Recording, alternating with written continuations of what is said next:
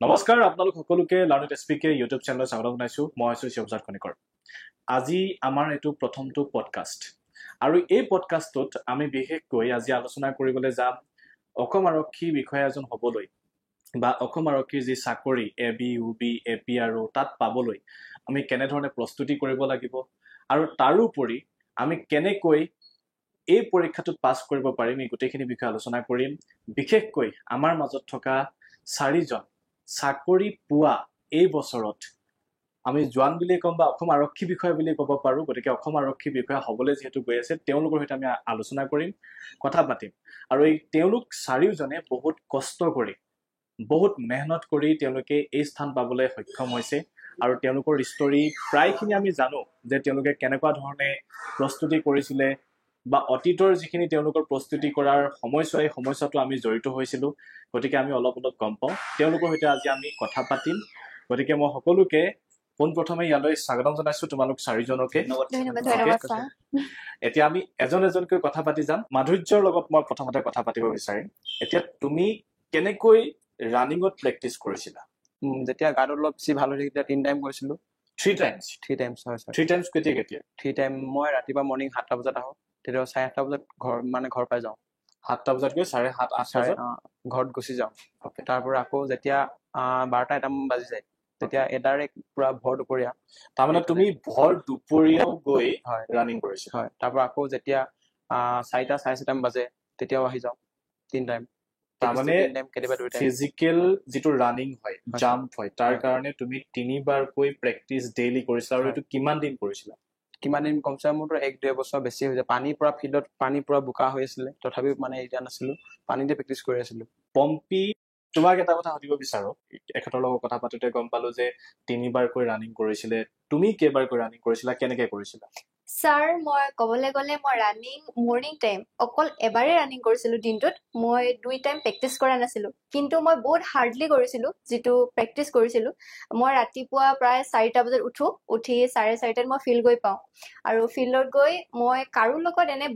বহি কথা বতৰা পতা এইবিলাক নকৰোঁ। মোৰ এক্সাৰচাইজবিলাক কৰোঁ আৰু ফিল্ডত যিহেতু ল'ৰাবিলাকে ৰানিং কৰে, মই সদায় ল'ৰাৰ লগত কম্পিটিশ্যন কৰিছিলোঁ আৰু মোৰ ৰানিং সদায় ল'ৰাৰ লগতে হয়। এনেকুৱা ধৰণৰ কিবা হৈছিলে নেকি যে ধৰি লওক কেৱল ল'ৰাই ইয়াৰ কাৰণে ৰানিং কৰি থাকে, যিহেতু ছোৱালীৰ সংখ্যাটো বহুত কম, তাৰ কাৰণে তোমাৰ এনেকুৱা ধৰণৰ ফিল হৈছিলে নেকি যে মোৰ ছেফ নাই হোৱা বা মই ইয়াত দৌৰিলে মোক মানুহে কথা ক'ব,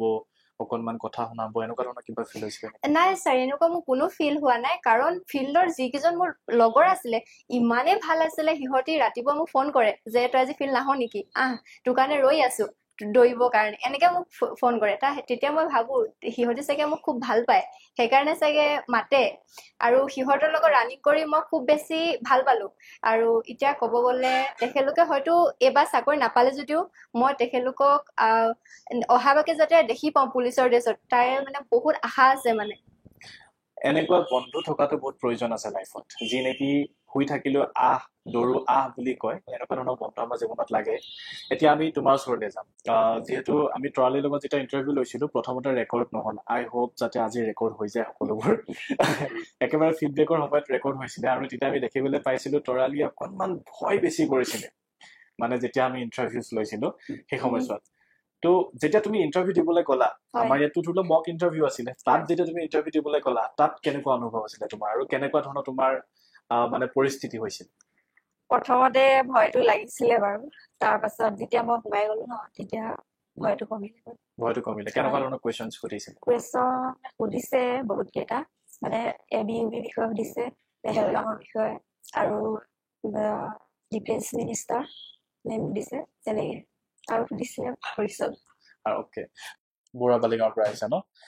তোমাক মই এটা কথা সুধো, তোমাক দেখাততো একদম পাৰ্চনেলিটিটো কমপ্লিটলি এজন পুলিচৰ জোৱান যেনে লাগিছে, হয়নে? চ' তুমি পঢ়া শুনা আৰু যিটো ৰানিং বা ফিজিকেল প্ৰেক্টিচ, এই দুটা কেনেকে একেলগে লৈ গৈছিলা? মোৰ সৰুৰে পৰাই সপোন আছিল এজন আৰক্ষী বিষয়া হোৱা। মই ঘৰতো মানে প্ৰেক্টিচ কৰোঁ, মানে ফিল্ডত 2 টাইম কৰোঁ, আকৌ ঘৰতো মানে লং জাম্পটো মানে আমাৰ পদূলি আছে, মানে তাত মানে মই বনাই লওঁ একদম পুৰা, তাত মাৰি আহিও মই ঘৰত মাৰোঁ। মই আমাৰ ফিল্ডত মই কেতিয়াবা মানে প্ৰথম যেতিয়া দৌৰোঁ লাহে লাহে মানে টাইমিঙো ষ্টাৰ্ট কৰোঁ। মই কালো নাচাওঁ, মানে টাইমিং চালে মানে কি হয়, আকৌ গ্ৰাউণ্ডত মানে নিজে কম্পিটিশ্যনটো মানে নিজৰ ওপৰত নিজে হেৰি মই 3200টো গ্ৰাউণ্ডত 11:20 ছেকেণ্ড ক্লিয়াৰ কৰিছো কিন্তু যেতিয়া ফাইনেল ফিল্ডত গৈছিলো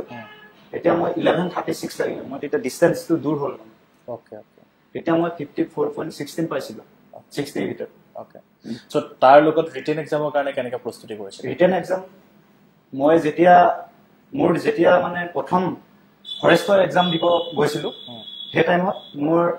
ভাইবালে নাম নাহিলে মই ৱাকিং টেষ্ট দি আহিলো 26 কিলোমিটাৰ গুৱাহাটী পানী খাইটি অ'কে আহিও মই মানে যেতিয়া মোক এজন বন্ধু লগ পালো অজিত বৰগোহাঁই তেওঁ এতিয়া ডিব্ৰুগড় 13 এপিপিনত গৈ মোক বহুত মানে সেই তেতিয়া এক্সাম বেয়া হ'ল মোৰ নাম নাহিলে তেতিয়া মোক সেইজনে বহুত সাহস দিলে মানে সেই সাহস দিয়াৰ পৰা মই তেতিয়া হাৰ্ডলি আৰু বেছি কষ্ট কৰিব ধৰিলো ৰোড শ্ব'ত মানে নদী বালিত যাব ধৰিলো পুৰা 8 পাক মাৰো 15 মিনিট 16 মিনিট এনেকুৱা লাগে নদী বালিত বহুত কষ্ট এইবিলাক বিষায় আকৌ মিঠাতেল পুৰা মালিচ কৰিব দিওঁ না কৰি দিয়ে আকৌ সেয়া বাদেও আকৌ মই ফিল্ডত গ্ৰাউণ্ডতো কৰোঁ মানে নিজে মানে মোবাইল চাওঁ টাইমিং নিজে বনাওঁ এনেকে কৰি মানে আজি মই ইমানখিনি পাইছোঁ ফাইনেলি সপোনটো পূৰণ হৈছেগে নিজে ভাবক যেতিয়া ভৰিত নেকি তেল লগাব লগা হৈছে কিমান কষ্ট হৈছে তাত আৰু কোনো ধৰণৰ বুজাব লগা নাই আচ্ছা তুমি কি ভাবা যে এই আসাম পুলিচৰ চাকৰিটো পোৱাৰ ক্ষেত্ৰত বন্ধুৰ কিমানটো প্ৰভাৱ আছে আৰু বন্ধুৱে তোমাক কেনেকৈ সহায় কৰিছিল মই যিহেতু বহুত বন্ধু পালো কিছুমান বন্ধুৱে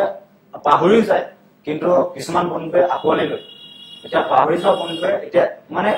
এনেকুৱা হৈ যায় মানে খবৰ এতিয়া মানে যেতিয়া মোৰ ৰিজাল্টটো ফাইনেল ৰিজাল্টটো যেতিয়া মোৰ ছাকচেছফুল হৈছে তেতিয়া খবৰবিলাক লয় কিন্তু এনেকুৱা হ'ব নালাগে যে মই এতিয়া চাকৰি পালো মই যে বাকী যোনখিনি গ্ৰাউণ্ডত থাকি গ'ল সেইখিনি খবৰ নলৈ মই যে নিজে হেৰিটো ফালে নহ'ব মই তেহেঁতক যোনখিনি পইণ্টত থাকি গ'ল বা নাপালে সেইখিনি কেনেকৈ আগুৱাই নিব পাৰোঁ সেইটো ক্ষেত্ৰত মই সহায় কৰি যাব বিচাৰিম কাৰোবাৰ পৰিস্থিতি কিবা টকা পইচা অসুবিধাও হ'ব পাৰে মই সহায় কৰিব চেষ্টা কৰিম একজেক্টলি মই সেইটো কথা সকলোকে কৈ আহিছোঁ আমি যিহেতু ভাইবা পাতোঁতে আমি ফ্ৰীকৈ পাতিছিলোঁ প্ৰথম পৰ্যায়ত যাতে আমাৰ ছাত্ৰ ছাত্ৰীসকলৰ সুবিধা হয় তাৰোপৰি এতিয়া এখেতে যিটো কথা ক'লে যিহেতু গাঁৱত যিসকল ছাত্ৰ ছাত্ৰী আছে যিসকলে নেকি প্ৰস্তুতি কৰি আছে তেওঁলোকক আমি কেনেকৈ সহায় কৰিব পাৰোঁ এখোজ আগুৱাই নিব পাৰোঁ এইটো বহুত এটা ভাল কথা হয় আৰু তেনেকুৱা ধৰণৰ মানসিকতা থকা মানুহৰ সংখ্যা বহুত আমাৰ সমাজত কম আছে মই জানো যে যেতিয়া নেকি মোৰ নিজৰ অভিজ্ঞতাৰ পৰা কৈছোঁ তোমালোকৰ অভিজ্ঞতাৰ পৰা মই গম পাই গৈছোঁ যে আমাৰ গাঁৱত এনেকুৱা ধৰণৰ কিছুমান থাকে যেতিয়া আমি ৰানিং কৰি থাকোঁ বা যেতিয়া আমি প্ৰস্তুতি কৰি থাকোঁ সেই সময়ছোৱাত যেতিয়া ছাকচেছ নহওঁ তেতিয়া বহুত কথা শুনাই ইনচাল্ট কৰে আমাক ডিমটিভেট কৰে আমি তেনেকুৱা ধৰণৰ বহুত পাইছোঁ কিন্তু সেইখিনি আমি আঁকোৱালি লৈ আজি আমি পৰ্যায়ত পাইছোঁ নহয় জানো আচ্ছা তুমি মোক কোৱাচোন কিমান বছৰ দিন হ'ল তোমাৰ প্ৰস্তুতি কৰি মোৰ ছাৰ যেতিয়া মই 6-7ত পঢ়ি থাকোঁ তেতিয়াও মই ফিল্ডত মানে স্কুলত কম্পিটিশ্যন মানে খেল ধেমালি হয় অংশগ্ৰহণ কৰোঁ আৰু মই যিহেতু চিমান চাপৰি মহাবিদ্যালয়তে পঢ়িছিলোঁ তাতো মই আমাৰ কলেজৰ যি আমাৰ আছামিজ ডিপাৰ্টমেণ্টৰ মেম ৰুণু গগৈ কয় আগুৱাই যাবলৈ মই কম্পিটিশ্যনত লং ৰানিংটোহে মই কম্পিটিশ্যনত অংশগ্ৰহণ কৰোঁ যেনেকৈ 800 3200 ফাৰ্ষ্ট ছেকেণ্ড সেনেকুৱা মই পাওঁ কিন্তু মোৰ মেডেল চেডেল মই পাইছোঁ কলেজ আৰু বহুত কষ্ট কৰি আজি কমেও বহুত কামাণ্ডো দিছোঁ কামাণ্ডোটো ফিজিকেল পাছ কৰোঁ চবতে ফিজিকেল পাছ কৰোঁ কিন্তু পইণ্টত নাহে আৰু ফৰেষ্টত ফাৰ্ষ্ট দিছিলোঁ আছাম হেৰি তাৰপিছত এতিয়া যিহেতু অসম আৰক্ষী আপোনাৰ 2022 পৰা মই আপোনাৰ ক্লাছ কৰিব 2022 পৰা হয় তেতিয়া মই প্ৰথম আপোনাৰ আছিলে আছাম পুলিচ ক্লাছ তাৰপিছত আছাম পুলিচ 2.0 হ'ল আছাম পুলিচ 3.0 হ'ল আকৌ আপোনাৰ এপছত আহিলে এপছতো মই লৈ আছোঁ মানে এপছ নাহোঁতে তুমি আমাৰ লগত আছিলা ওকে তেতিয়াৰ পৰা যেতিয়া মই ফৰেষ্টত মই আপোনাৰটো লোৱা নাছিলোঁ তেতিয়া মই কিছুমানৰ পৰা শুনিলোঁ স্পীকাৰ ছাৰ বহুত হেৰি আৰু আপোনাৰ পৰা মই ৰিজনিংটো কমপ্লিট ৰিজনিং মই একো জনা নাছিলোঁ ৰিজনিংটো মই 20 ভিতৰত 17 ৰাইট কৰিছোঁ মেথছত দিলীপ ছাৰ আৰু অন্যান্য কিছুমান চাওঁ কিন্তু অনলাইনটো আপোনাৰ লাইভ ক্লাছটো মই চাওঁৱে 8:30 মই ৰেডি হৈ থাকোঁ ভাত পানী খাই সেই টাইমত টোপনি ধৰে নহ'লে কষ্ট কৰা হৈ যায় কমেও মানে 3200 মিটাৰটো 11:30 নহয় 12 মিনিট এনেকুৱা মই সদায় মাৰোঁ মানে আমাৰ ফিল্ডত 5জন আছিলে মানে ছোৱালী এগৰাকী পাইছে ফুলমাই দত্ত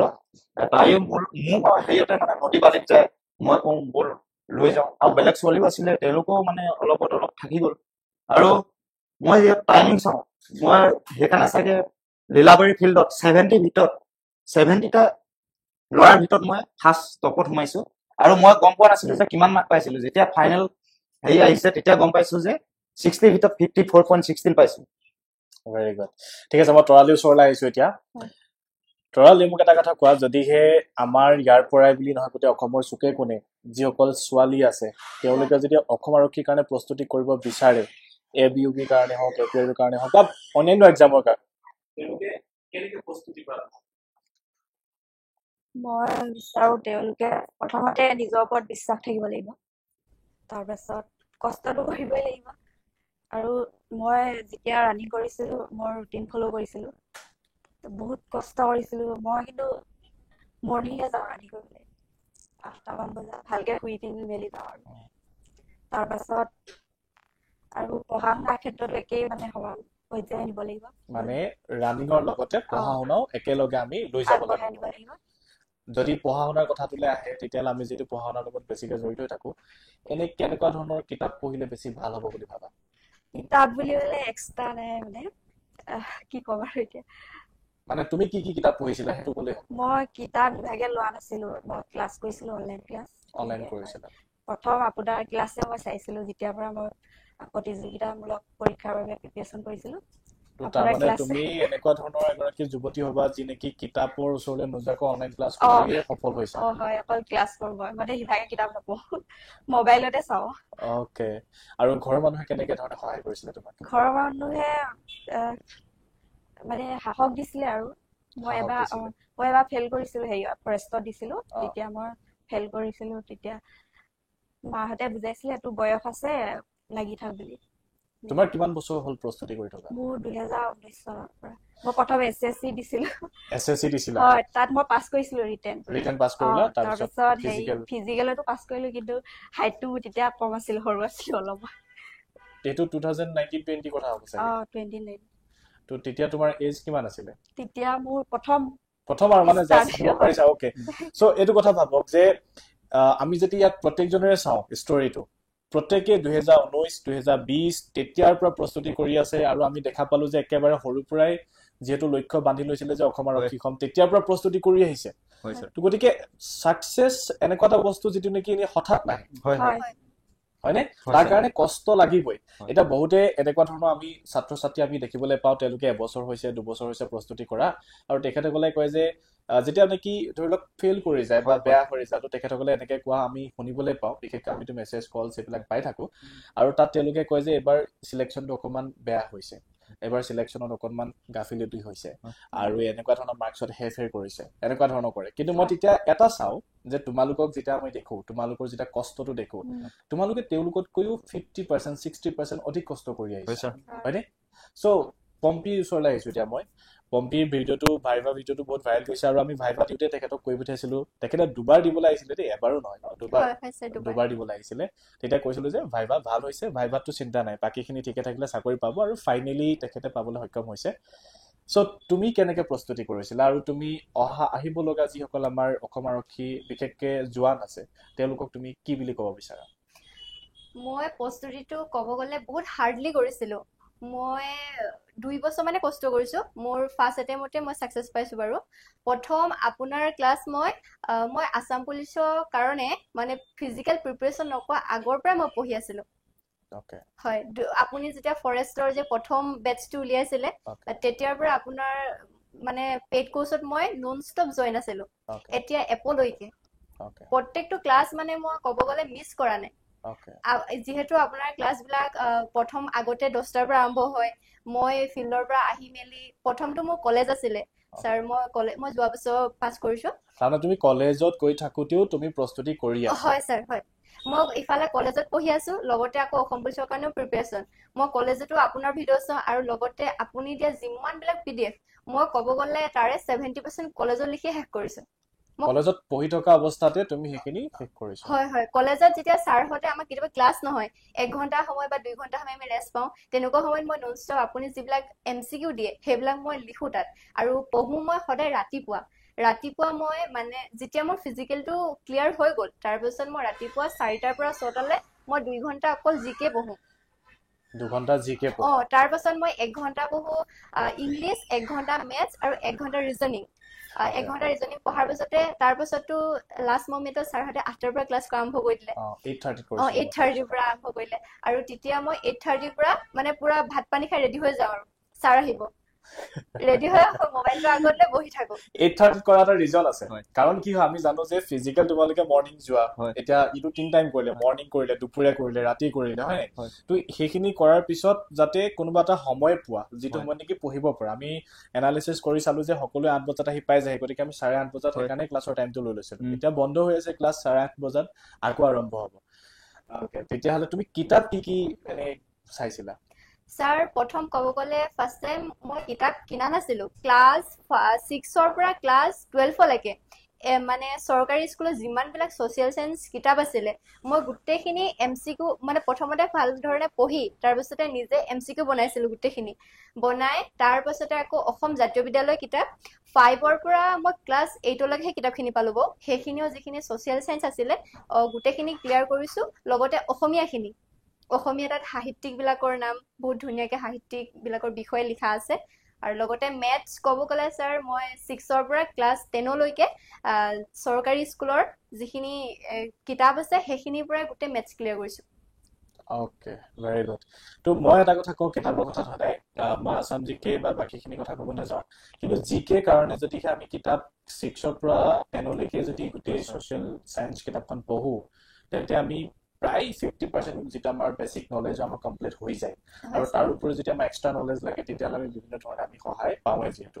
মই তোমাৰ ওচৰলৈ আহিছো এটা কথা সুধিবৰ কাৰণে তুমি যিহেতু মই গম পাওঁ ফিজিকেলি বহুত বেছি কষ্ট কৰিছিল আৰু দেখাতে তোমাক আমি সেইটো কথা ধৰিব পাৰিছো হয়নে দুপৰীয়া 12 বজাত যেতিয়া নেকি দৌৰিবলৈ যোৱা যায় তো ৰাতি হুঁতে চাগে কি অৱস্থা হয় সেইটো ভগৱানে জানে হয়নে তুমি দুপৰীয়া দৌৰিবলৈ যাওঁতে কোনোবাই কথা শুনাইছিলে নেকি তোমাক তেনেকেতো ওচৰ চুবুৰীয়াবিলাকে বহুতে হাঁহি থৈছে ডাউন দি থৈছিল কিন্তু সেইবিলাকৰ কথা মই গুৰুত্ব নলওঁ আচলতে দুপৰীয়া যেনেকৈ প্ৰেক্টিছ কৰিবলৈ যাওঁ তেতিয়া 3200 ক্লিয়াৰ কৰিব নোৱাৰোঁ ফিল্ডখন আমাৰ 3200 মানে 10 পাক মাৰিলে 3200 তেতিয়া মই 8 পাক মাৰি ৰখিবলগীয়া হয় কেতিয়াবা 9 পাক মাৰি ৰখিবলগীয়া হয় কেতিয়াবা 7 পাক মাৰি ৰখিবলগীয়া হয় 9 পৰ্যায় হৈ যায় আচ্ছা দুপৰীয়া দৌৰোতে তোমাৰ লগত কোনোবা আছিলে নাই আৰু লগত মই সৰু পোৱালি এটা লৈ যাওঁ তোমাৰ লগৰ হিচাপে কোনো লগত আছে ইমান দুপৰীয়া হয় আচ্ছা হেতু মেহনত কৰিব লগা হৈছিল ন আচৰিত কথা তোমালোকৰ কাহিনীবিলাক এটাকে জানিব চেষ্টা কৰিম আমাৰ যেহেতু ইভেন্টটো ষ্টাৰ্ট কৰিব লাগে আমি তালৈও যাম তাৰ আগতে তোমালোক সকলোকে মই লাষ্ট বাৰৰ কাৰণে এটা কোৱেশ্চন সুধি যাম ঠিক আছে তোমাৰ পৰা সুধিছো তোমাৰ প্ৰিপাৰেচন যেহেতু হাৰ্ড হৈছে আমি হেতু কথা গম পালো ৰিটেন এক্সাম কৰিছা এইটো কৰিছা আগন্তুক আহিব লগা যিসকল অসম আৰক্ষী বিষয়া তেওঁলোকক তুমি কি ক'ব বিচাৰা আগন্তুক আহিবলগীয়া অসম আৰক্ষীলৈ যিবিলাক এতিয়া বন্ধু বান্ধৱী থাকি গৈছে নেক্সট পৰ্যায়ে এতিয়া আহিব নৱেম্বৰ অনলাইন দিব হিমন্ত ছাৰে কৈছে যেনেকৈ আহিব অনলাইন দিম সকলোৱে ভালকৈ প্ৰিপাৰেচন কৰিব লাগে হাৰ্ডলি আৰু হাৰ মান দিব নালাগে সকলোৱে আগবাঢ়ি যাওক যাতে আমি আমাৰ নিচিনাই তেওঁলোকো ছাকচেছ হয় সকলোৱে ছাকচেছ হয় এইটো আশা কৰিছা ন এতিয়া মই তোমাৰ ওচৰলৈ আহিছো তুমি মোক এটা কথা কোৱা যে যিসকল আগন্তুক আহিব লগা মই বিশেষকৈ আমাৰ মহিলা আৰক্ষী বিষয়াসকল বুলিয়ে কৈছো তেওঁলোক যিসকল আহিব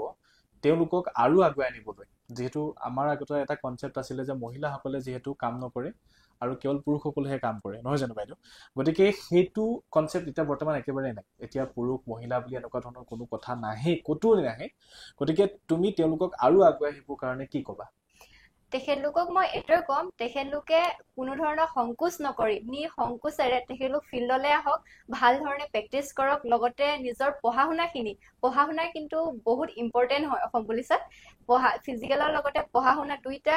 সমভাৱে চলাই নিব লাগিব লগতে ভাইভাৰ কাৰণেও প্ৰিপাৰেচন কৰক ভালকে কাৰণ ভাইভা আজিকালি বহুত টান হৈছেগে মই সেইটো এডভাইচ দিম ওকে মই এতিয়া তৰালিৰ ওচৰলৈ আহিছো তৰালিয়ে মোক এইটো কথা কোৱা যে আমি দেখা পালো অসম আৰক্ষী বিষয়া হবৰ কাৰণে সপোন বহুতৰ আছে হয়নে এতিয়া ইয়াত বহুত বেছি ষ্টুডেন্ট হয় আজিকালি বহুত বেছি ক্যান্ডিডেটস হয় লাখত গুচি যায় সেই লাখৰ মাজৰ পৰা 4000 বা 5000 হে চাকৰি কিন্তু পাবলৈ সক্ষম হয় সেই 4000 5000 পাবৰ কাৰণে যেটো আমাৰ কষ্ট সেই কষ্টটো বহুত হ'ব আমি হেতু অলৰেডি গম পাইছো সেই কষ্টটো কম কৰিবৰ কাৰণে আমি কিবা কৰিব পাৰো নেকি যে মানে কেনেকুৱা ধৰণৰ কৰিলে সেই কষ্টটো কম হ'ব আৰু লগতে আমি একেলগে চাকৰি পাবলৈ সক্ষম হ'ম কষ্টটো কম বুলি ক'ব নোৱাৰি কষ্টটো কৰিবই লাগিব নহ'ব কেতিয়াও নহয় মানে আমাৰ ল'ৰা ছোৱালীখিনিয়ে মানে ফিল্ডৰ ৰানিং কৰি থাকোতে মানে নিজে এটা কাৰ্টন পাৰি লয় মই ইমানটো মানে টাইমত সোমালে ইমানটো নম্বৰ পাম ইমানটোতে মাৰিব বুলি সেইটো তেওঁলোকৰ কাৰণে এটা ভুল মানে এক্সিলেণ্টৰ নাম্বাৰ যোনটো যেতিয়ালৈকে নোৱাৰে মানে কষ্ট কৰি যাব লাগে আচ্ছা এইটো ভাল পইণ্ট দেই মই যিমানটো বুজিছো এক্সিলেণ্ট যিটো নাম্বাৰ আছে টাৰ্গেট তাত হ'ব লাগে আৰু আমি সদায় এটা কথা কওঁ যে টাৰ্গেট সদায় ওপৰত হ'ব লাগে হায়াৰ হ'ব লাগে তললে হ'ব নালাগে গতিকে হাই টাৰ্গেট হ'লে আমি হাই এচিভমেণ্ট পাম গতিকে এইটো ভাল কথা কৈছে মই এতিয়া তোমাৰ ওচৰলৈ আহিছো একেবাৰে শেষত তেওঁলোকক কি ক'বা তুমি অসুবিধা বুলি নাভাবো কাৰণ কষ্ট কৰিলে যোনজনে বেছি কষ্ট কৰিব সেইজনে নিশ্চয় পাব কাৰণ আমাৰ চিমেণ্ট চাপৰিতে 55+ পায়ো ৰিটেন বেয়া হৈ গৈছে অহা নাই হয় 54+ পোৱাই আমাৰ চিমেণ্ট চাপৰি এৰিয়াত বেছি আছে মই যিহেতু 54.16 পাইছো মই টাৰ্গেট আছিলে যিহেতু 54 লোৱা সেইকাৰণে মই গম পালো যে ৰানিং চিন আপ আৰু লং জাম্পটো চবেই এক্সিলেণ্ট মাৰিব কাৰণ ৰানিঙত কম্পিটিশ্যনটো হ'ব মই ৰানিংটো যেতিয়া মানে 3 মাহমান আছে তেতিয়া মই নদী বালিত গ'লো 1 মাহ 1.5 মাহমান নদী বালিত মাৰিছো 8 পাক নদী বালিত মাৰিলে ভৰিটো মানে টানি বালিত সোমাই যায় ভৰি কষ্ট বহুত হয় তাৰপিছত আকৌ আহি মানে 4:30-5টা বজাত যাওঁ 5 কিলোমিটাৰ খোজকাঢ়ি পথাৰ দি নদী বালিত যাওঁ তাৰপিছত আকৌ তাৰ পৰা আহি গা পা ধুই 10টা বজাত আকৌ অলপ চালে কিতাপ চাই আকৌ গৈ পেলাই ফিল্ডত যাওঁ গ্ৰাউণ্ডত যিহেতু মই গৈ ৰখি নাথাকো কাৰণ ৰখি থাকিলে এন্ধাৰ হৈ যাব আৰু এইটো মই দেখিছো মই এটা সময়ত আছাম পুলিচৰ কাৰণে প্ৰস্তুতি কৰিছিলো কিন্তু দুৰ্ভাগ্যবশতঃ মই অসম আৰক্ষীৰ কোনো ধৰণৰ ইণ্টাৰভিউ নিদিলো বা মই ৰানিঙতো নগলো দুৰ্ভাগ্যবশতঃ কিন্তু মই প্ৰস্তুতি কৰিছিলো এটা সময়ত মই তেতিয়া দেখো আমাৰ লগৰবিলাকে কি কৰে ৰানিং কৰিবলৈ আহে মইতো সমাজকে চবকে সুধিছো দেই ৰানিং কৰিবলৈ আহি লৈ এক পাক মাৰিলে 5জন-6জন গোটেইগাল বহিলে আৰু গোটেইগাল লেকচাৰ মনত লাগি গ'ল তোমাৰ হৈছিলে নাই নাই ছাৰ মানে কি ফিল্ডত কিছুমান আছে তেনেকুৱা কিন্তু মইতো যাওঁ চাইকেলটো অকমান এক্সাৰচাইজ কৰি নিজৰ কাম প্ৰধান নহয় পিছত ঘৰত আকৌ পঢ়িব লাগিব আকৌ ৰাতি আকৌ 8টা বজাৰ পিছৰ পৰা পঢ়িব নোৱাৰে টোপনি ধৰে ভাগৰ লাগে আকৌ ৰাতিপুৱা সোনকালে উঠিব লাগে সেইটোৱে ছাৰ এইটো ভেৰি গুড চ' মই এওঁলোকৰ লগত কথা পাতিলো আমি আৰু কথা পাতিম আমি যিহেতু এতিয়া বৰ্তমান এটা ইভেণ্ট পাতিছো সম্বৰ্ধনা অনুষ্ঠান এওঁলোকে যিহেতু ছাকচেছ হৈছে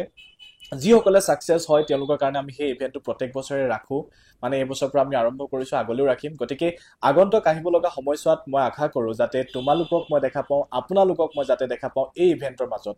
আৰু এওঁলোকৰ পৰা আমি বহুতো জানিব লগা আছে আমি সেইখিনি লাহে ধীৰে জানি গৈ থাকিম বাট এটা কথা মই এওঁলোকৰ লগত কথা পাতি গম পালোঁ কষ্ট কৰিবই লাগিব আৰু তাতে ফিজিকেলৰ কাৰণে প্ৰস্তুতি কৰিলে নহ'ব ফিজিকেলৰ লগতে আমি ৰিটেন এক্সামৰ কাৰণে প্ৰস্তুতি আৰু লগতে ভাইভাৰ কাৰণেও এতিয়া আমি প্ৰস্তুতি কৰিব লাগিব গতিকে এইখিনিতে আমি পডকাষ্টটো সামৰণি মাৰিছোঁ থেংক ইউ ছ' মাছ সকলো জইন হোৱাৰ কাৰণে আৰু সকলোকে বহুত বহুত ধন্যবাদ এইখিনি সময় দিয়াৰ কাৰণে